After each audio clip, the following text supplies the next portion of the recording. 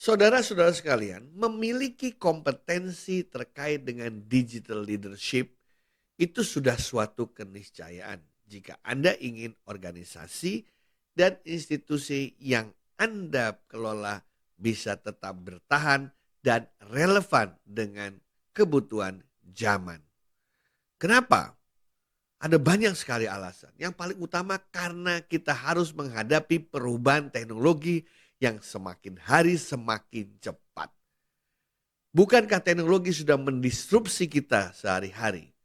Bagaimana kita ingat situs-situs seperti Traveloka, Tiket.com, Detik.com, Gojek, Grab, dan lain sebagainya sudah mengubah tatanan bisnis yang biasa kita kenali.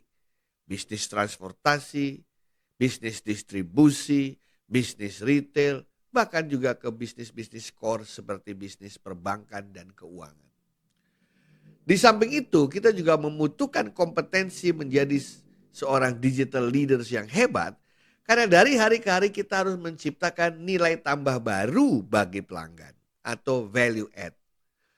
Mungkin saat ini pelanggan puas dengan apa yang kita berikan. Tetapi nanti kalau ada kompetitor yang bisa memberikan dengan harga lebih murah, dengan layanan yang lebih baik, dengan servis yang lebih cepat, tentu saja dia akan beralih ke sana. Kalau kita tidak memiliki kemampuan berinovasi secara berkesinambungan, secara kontinu dan terus-menerus, maka kita akan kalah dengan para kompetitor tersebut. Nah, mengembangkan keunggulan kompetitif ini membutuhkan kemampuan berinovasi, membutuhkan growth mindset, membutuhkan pengalaman dalam berkreasi, dan yang paling penting membutuhkan agilitas tinggi. Karena percuma kita melakukan inovasi atau kreasi kalau untuk melakukan dibutuhkan waktu yang lama. Kita perlu melakukannya secara cepat dan tepat agar bisa memenangkan persaingan. Di samping itu juga kali ini, dewasa ini, jarang perusahaan atau organisasi atau institusi bisa bekerja sendiri. Mereka harus bekerja sama dengan mitra. Mereka harus menjalin kerjasama atau kolaborasi dengan pihak-pihak lain yang cukup banyak. Oleh karena itu, kita harus mampu memanfaatkan waktu yang terbatas dalam hal berkolaborasi, berkooperasi, berkomunikasi, berinteraksi dengan semua mitra-mitra kita itu secara efektif dan efisien. Tentu saja di situ membutuhkan keterampilan dalam menggunakan berbagai teknologi komunikasi dan kolaborasi.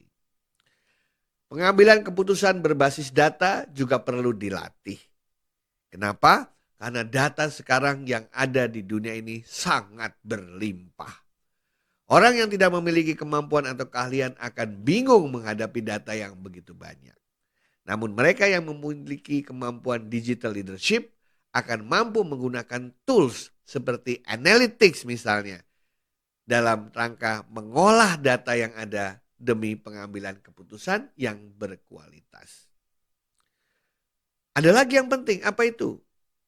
Teknologi berkembang lebih cepat dari yang kita duga. Seorang digital leader harus mampu membaca tren untuk mengantisipasi apa yang terjadi di masa mendatang. Masih ingat bagaimana porak-porandanya dunia ketika kita berhadapan dengan COVID? Karena banyak belum terbiasa dengan remote working.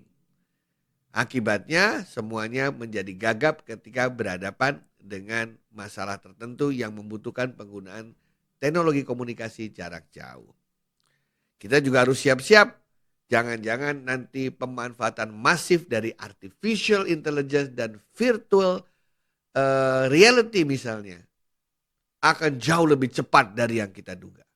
Demikian juga pemanfaatan robotics yang kita pikir masih beberapa puluh tahun, tapi nanti kenyataannya biasanya akan lebih cepat dari yang kita duga.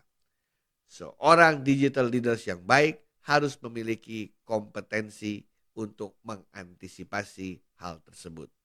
Istilahnya kita harus bisa mampu ahead of the curve. Artinya apa?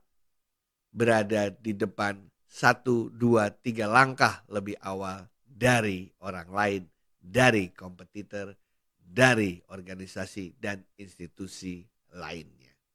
Terima kasih.